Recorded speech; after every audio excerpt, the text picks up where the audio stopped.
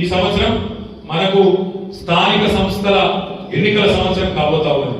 ఖచ్చితంగా ఎవరెవరైతే సర్పంచ్గా పోటీ చేయాలనుకుంటున్నారో, ఎవరెవరైతే ఎంపీటీసీగా పోటీ చేయాలనుకుంటున్నారో, ఎవరెవరైతే జిల్లా పరిషత్ కు కౌన్సిలర్ గా పోటీ చేయాలనుకుంటున్నారో, ఎవరెవరైతే సింగల్ విండో డైరెక్టర్ గా పోటీ చేయాలనుకుంటున్నారో వాళ్ళందరితో నా ప్రార్థన ఒకటే. ఇప్పుడే గొప్పల ఈశ్వరన్ ఒక మంచి మాట చెప్పి, ప్రేక్షక పాత్ర వహించకండి అంటే చూసుకుంటా కళ్ళపైకి కూర్చోకుండ్రి. అన్యాయం జరుగుతుంటే ప్రజల తరఫున కొట్లాడాలి, నిలబడాలి. నిలబడే క్రమంలో కేసులైనా పర్వాలేదు, ఏదైనా పర్వాలేదని కేసులై ప్రజల కోసం నిలబడితేనే ఆయన నాయకుడు అయితే తప్ప, లీడర్ అయితే తప్ప ఎవరు పడితే వాళ్ళు కాదు. అందుకే మీతో ప్రార్థన, ఎవరెవరైతే ప్రజా ప్రతినిధులు కావాలనుకుంటున్నారో గట్టిగా తిరగాలి, గట్టిగా మాట్లాడాలి, గట్టిగా నిలబడాలి. ఆ క్రమంలో అయితే ఒకటో రెండో కేసు ఏం ఫరక్ పడుతుంది? ఏం పీకగలుగుతాడు చిక్కినాయుడు? ఏమి కాదు, ఏం ఫరక్ పడది, ఏమి కూడా కాదు. మీరు ఎవరు భయపడక్కర్లేదు. మన కళ్యాణ్ గారు ఆయనతో పాటు హైదరాబాద్ మొత్తం లీగల్ ఎవరెవరైతే చిల్లర లీగులు ఇచ్చి రాయిస్తున్నారో వాళ్ళ సంగతి కూడా హైకోర్టులో తప్పకుండా నష్టపరిహారం కోసం దావా వేస్తాం, కొట్లాడతాం. అవసరమైన సుప్రీంకోర్టు దాకా కూడా వాళ్ళు వదిలిపెట్టాలని మాట కూడా దయచేసి మిమ్మల్ని కోరేది ఒకటే, మనము ఒక సంవత్సరం ప్రమాణం ఎన్నికల్లో ఓడిపోయిన తర్వాత కూడా సంవత్సరం మీరు అందరూ కష్టపడ్డారు, ప్రతి ఊళ్ళో కష్టపడ్డారు, ప్రతి గల్లీలో కష్టపడ్డారు. కాబట్టి పార్టీ ఇవాళ ఒక్క పిలుపు మీద కలిస్తానికి ఇంతమంది మీటింగ్ కాదు, ఏం కాదు, ఇలా ఒక్క మాట తీసుకెళ్ళి ఒక మెసేజ్ తీసుకెళ్ళి ఇంతమంది మా తమ్ముళ్ళు మాటలు వచ్చాయి. ఇలా మనం అధికారంలో కూడా లేవు, నేను మీకు ఏగలిగే కూడా ఏం లేదు, మీకు తెలుసు, నాకు తెలుసు. అయినా ఇంత అభిమానంతో పార్టీ అంటే ఇంత ప్రేమతో కేసీఆర్ గారి మీద ఒక అనురాగంతో మీరందరూ వచ్చినారు. బాక్సింగ్ చేస్తున్న బాక్సింగ్ లో ఒక మాట చెప్తారు, మనం ఎంత గట్టిగా పంచుకొడతాం అన్నది కాదు, మనం ఎంత గట్టిగా అవతలం దౌడవీలు గుర్తాం అన్నది కాదు. వాడు అవతలోడు ఎన్ని గుద్దినా కింద పడ్డ లేచి నిల్చొని కొట్లాడేటోడే నిజమైన మీరు, నిజమైన పోరాటం. వాళ్ళు కొట్టింది ఈ సంవత్సరంలో, వాళ్ళు మనకు కొట్టింది ఒక 5-6 దెబ్బలు కొట్టింది. ఒకటి అసెంబ్లీ ఎన్నికల్లో స్వల్ప తేడాతో ఓడిపోయింది.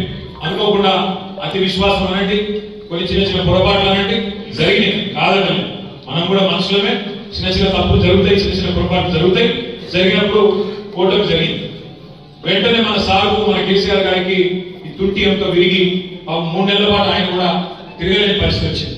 అటెంక వెంటనే లేచి పంటలు ఎండిపోతున్నాయంటే, ఈ సన్నాసులు నీళ్లు ఇస్తలేనంటే కేసీఆర్ గారు అంత ఇబ్బందుల్లో కూడా బయలుదేరి నల్గొండ, వరంగల్, కరీంనగర్ దాకా మన సిరిసిల్ల దాకా కూడా తిరిగి ఆ బస్సు యాత్రలో భాగంగా తిరిగింది.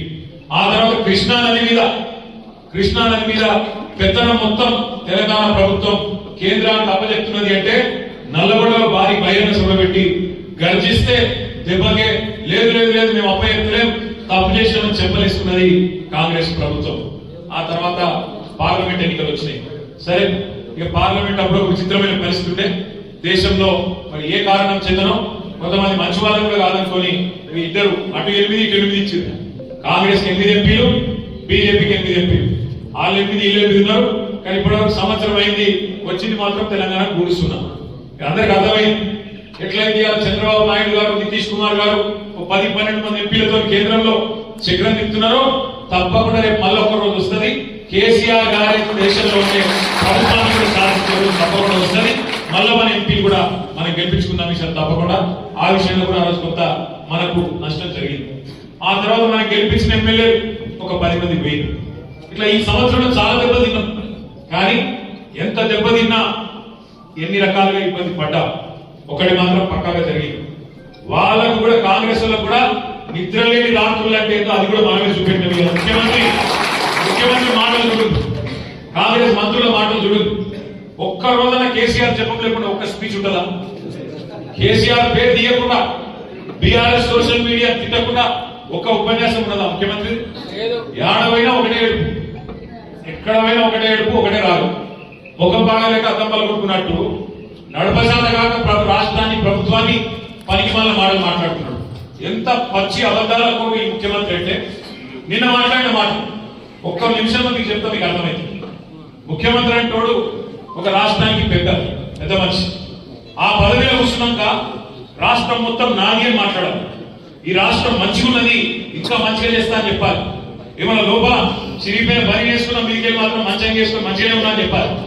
కానీ ఈయన ఎంత అవలగాడంటే రాష్ట్రం దివాలా తీసింది, రాష్ట్రం అప్పులపాలైపోయింది, నా పరిస్థితి మొత్తం ఎక్కిపోయింది కానీ చెప్పుకుంటాడు ఎవరన్నా కదా. నన్ను నిజం ఉందా? వచ్చి అబద్ధం. వాస్తవం ఏంది? ముఖ్యమంత్రి కనీసం లెక్కలు చెప్పినప్పుడు సరిగ్గా చెప్తలేదు. వాస్తవం ఏంది? తెలంగాణ ఏర్పడిన నాడు 2014లో కాంగ్రెస్ ప్రభుత్వం మనకు అప్పచెప్పినాడు. ఏది ప్రభుత్వాన్ని మనకు అప్పచెప్పినాడు? 369 కోట్ల రెవెన్యూ మిగులుతోని మనకు అప్పచెప్పిన, రెవెన్యూ సర్ప్లస్ తోని మనకు అప్పచెప్పింది. మనం దిగిపోయినాడు 2022-23లో ఆనాడు మనకు 369 కోట్ల రెవెన్యూ మిగులుతో అప్పచెప్తే మనం వాళ్ళకు తిరిగి అప్పచెప్పినాడు 5,944 కోట్ల రెవెన్యూ మిగులుతోని వాళ్ళకు అప్పచెప్పింది. రెవెన్యూ మిగులు అంటే ఏంటి మీకు అర్థమయ్యే భాషలో చెప్తాను. ఇప్పుడు రాష్ట్ర ప్రభుత్వానికి రాబడి ఉంటుంది, ఆదాయం ఉంటుంది, ఖర్చు ఉంటుంది. రెవెన్యూ రిసీట్ అంటారు, రెవెన్యూ ఎక్స్పెండిచర్. ఆదాయం ఖర్చు. ఆదాయం ఖర్చు కంటే ఎక్కువ ఉంటే మిగులు ఉంటుంది, రెవెన్యూ మిగులు. ఆ ఖర్చులు ఏమేముంటుంది రెవెన్యూ ఎక్స్పెండిచర్ లో? ఏముంటదంటే జీతాలు, పెన్షన్, అప్పులు, లంచం కానీ పైసా లంచం కానీ లేకుండా 70 లక్షల మంది రైతుల ఖాతాల్లో టింగ్ అని మంచిగా ఫోన్లు మోగుతుంటే నాట్లు పడేటప్పుడు మంచిగా పైసలు పడేటట్టు సౌలభ్యం ఏర్పాటు చేసింది కేసీఆర్. ఇవాళ రేవంత్ రెడ్డి ప్రభుత్వం 3 పంటలకు రైతు బంధు వేయాలని చెప్పిన రేవంత్ రెడ్డి, డిసెంబర్ 3 తర్వాత అయితే ఎకరానికి 7,500 ఇస్తానని చెప్పిన రేవంత్ రెడ్డి ఏకకాలంలో 2 లక్షల రుణమాఫీ చేస్తా ఉన్నాడు. యాది ఉందా మీకు? కేసీఆర్ గారు 1,00,000 రూపాయలు రుణమాఫీ చేసిండు. ఆయన అనుకుంటాడు రైతులందరూ నాకే ఓట్లు ఇస్తారని. మీరందరూ కూడా కేసీఆర్ 1,00,000 రూపాయలు రుణమాఫీ తీసుకున్న కూడా బ్యాంకు గుర్కుర్రి, వెంబడే తెచ్చుకోండి, ఎంబడే నేనేస్తా, ఎంబడే వస్తా, ఎంబడే సంతకం పెడతాను. ఇప్పుడు ఎంబడ పడుతున్నాడు, ప్రమాణ పత్రం రాయమని చెప్తున్నాడు. ఇప్పుడు మీకు రైతు భరోసా ఏడాడు, క్యాబినెట్ మీటింగ్ ఉన్నది. నేను నిన్న అడిగిన రేవంత్ రెడ్డి, దమ్ముంటే చెప్పు అడిగినా. ఎలక్షన్ల ముందేమో వరంగల్ రైతు డిక్లరేషన్ అన్నావు, ఇలా రైతు డిక్లరేషన్ ఇవ్వాలంటున్నావు. ఇది ఎక్కడ నీతి? రైతు ప్రమాణ పత్రం రాసించడేంది? ఎందుకు రాసియాలి? తెలియదా? ఇవాళ ఊళ్ళో మీ అధికారులు అగ్రికల్చర్ ఎక్స్టెన్షన్ ఆఫీసర్ తెలియదా? అక్కడ ఉండే గ్రామ పంచాయతీ సెక్రటరీకి తెలియదా? లేదా ఊళ్ళో ఉండే సర్పంచ్కి తెలియదా? ఎంపీడీసీ తెలియదా?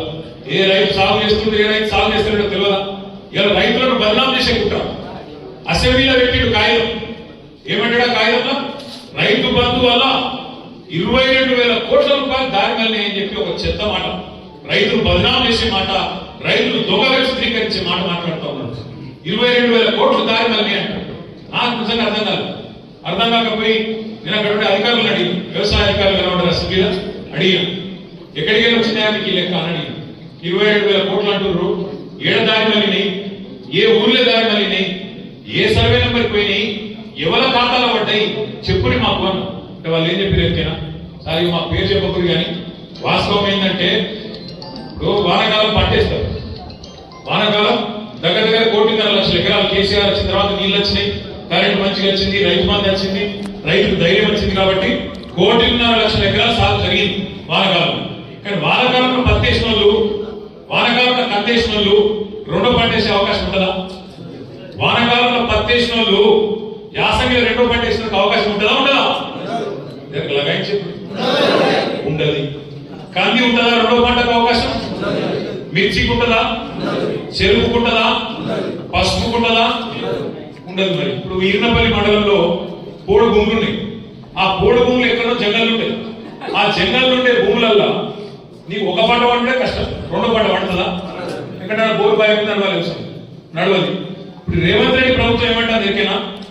ఆ రెండో పంట మీరు ఏదైతే వేయలేదో, ఆ రెండో పంట మీరు ఏదైతే పత్తేసిన వాళ్ళు, కందేసిన వాళ్ళు, ఆ పోడు రైతులు, ఆ చెరుకు రైతులు, ఆ పసుపు రైతులు, ఆ సోయా రైతులు, ఆ మిర్చి రైతులు ఎవరైతే రెండో పంట యాసంగి లేదో ఆ పైసలు కేసీఆర్ ఇచ్చి తప్పు చేసినాడు. ఆ పైసలు రెండో పంట మీరు ఏకపోయినా కేసీఆర్ ఇచ్చిండు, ఇచ్చి తప్పు చేసిండు అంటారు. నేను ఇక్కడికి వచ్చినప్పుడు రవీంద్రరావు గారిని అడిగి, రవీంద్రరావు గారు మరి పత్తి సంగతి ఏంటని అడిగి, రవీంద్రరావు గారు ఏం చెప్పినట్టు మాకు ఐసింగారంలో కూడా పత్తి వేస్తాం, కానీ పత్తి ఏసి ఏరి మొత్తం తీసే వరకే, పంట తీసే వరకే 6-7 నెలలు అవుతుంది, రెండో పంటకు ఛాన్స్ ఉండదు. కాబట్టి మరి రెండో పంటకు సందు ఉన్నది, దొరకది, రెండో పంట వేయలేమని చెప్పాడు. నేనేమంటున్నా అంటే ఒక వీళ్ళే కాదు, పత్తి రైతులు, కంది రైతులు, అదే విధంగా చెరుకు రైతులు, పసుపు రైతులు, మిర్చి రైతులే కాదు, ఇవాళ లక్షల ఎకరాల్లో మనమే ప్రోత్సహించినాం పామాయిల్ తోటలు పెట్టుకోమని చెప్పినాం. మామిడి చెట్లు, అటు నల్గొండ ముఖాన పోతే బత్తాయిలు, ఆ నిమ్మ తోటలు, ఇవన్నీ ఉంటాయి, దానిమ్మ తోటలు ఉంటాయి. మరి ఇవన్నీ కూడా రేపు ఏంది వీళ్ళకి ఇస్తావా ఇవ్వవా అంటే చెప్తలేడు. ఉద్యోగస్తులు ఉంటారు, టీచర్లు ఉంటారు, ఊళ్ళలో టీచర్లు ఉంటే వాళ్ళు కష్టపడి నౌకరు సంపాదించుకుంటారు, వాళ్ళ అమ్మ నాయన రైతులు అనుకో. ఇప్పుడు ఏమంటాడు తెలుసా రేవంత్ రెడ్డి, టీచర్ ఉంటే ప్రభుత్వ ఉద్యోగం ఉంటే ఇప్పుడు 5 మంది కట్టు. మరి ముందెందుకు చెప్పలేదా? ముందెందుకు చెప్పలేదు? ఉద్యోగస్తులకు భూమితో సంబంధం కట్ చేస్తా అన్న మాట ముందెందుకు చెప్పలేదు? ఐటీ కడితే కట్టు, పాన్ కార్డు ఉంటే కట్టు, ఇది ఇన్ని కట్టలు. అందుకే సీఎం అంటే చీఫ్ మినిస్టర్ కాదు, కటింగ్ మాస్టర్. ఎట్లా కట్ చేయాలి? కేసీఆర్ గారి మంచి చూడలేదు. కేసీఆర్ గారు ఏం చేసిండు? రాక రాక దశాబ్దాలు కొట్లాడితే వేల మంది చచ్చిపోతే మన తెలంగాణ వచ్చింది. మన ప్రభుత్వం పోయినాక ఒక 6-7 నెలల పాటు మాత్రం చూస్తే బాధ అనిపించేది. వచ్చిపోయడం వల్ల ఎండిపోయినట్టు మళ్ళీ ఎప్పటిలేక ఎండిపోయి మొత్తం మళ్ళీ ఎడలేక వాగు బాగా చెడాలుగా ఉంటుండే. కానీ మళ్ళొకసారి నీళ్ళు వచ్చినాయంటే కేసీఆర్ పుణ్యం, కాళేశ్వరం పుణ్యం, సిరిసిల్ల రాష్ట్రంలో రాజన్న సిరిసిల్ల జిల్లాలో వాళ్ళ నీళ్లు తుంగుతున్నాయంటే ఖచ్చితంగా గోదావరి జిల్లాలు ఇక్కడ వచ్చినాయంటే అది కాళేశ్వరం పుణ్యం. కానీ ఆ కాళేశ్వరాన్ని కూడా ఎన్ని రకాలుగా బదనాం చేసినందుకు జాగ్రత్త. కాళేశ్వరంలో 1,00,000 కోట్లు కొట్టుకపోయింది, మేడిగడ్డలో పర్రె పడ్డది, పర్రె మేడిగడ్డ బరాజ్ పడ్డది, నీకు పుర్రే పడ్డది. ఇలా పుర్రె చట్టాలు లేవు. ఆ పర్రె పడ్డదని చెప్పి దానికి రావులన్నీ తీసుకొచ్చి ఒక్కరే చూడుని దానికి ఫోటోలు కొట్టి అంతర్జాతీయ ఏదో అయిపోయింది. ఏమైంది మరి? ఆడ భూకంపం వచ్చినా తట్టుకోలేదు కదా, కాళేశ్వరం బాగా తట్టుకోలేదా? మన భూకంపం వచ్చింది అక్కడ మేడిగడ్డ కాడ, ములుగు జిల్లాల కింద సమగ్ర సడక బ్యారేజ్ కాడ భూకంపం వస్తే కూడా 5.3 రిక్టర్ స్కేల్ మీద నమోదైతే కూడా ఏం కాలేదు. 28 లక్షల క్యూసెక్ల వరద వస్తే కూడా మేడిగడ్డ బరాజ్ ఏం కాలేదు. నాకైతే ఒక అనుమానం ఉంది, పక్కా చెప్తున్నా, ఇదివరకు చెప్పినా మళ్ళీ చెప్తున్నా. ఆ రోజు కూడా ఇల్లే చేసిరు అందరు.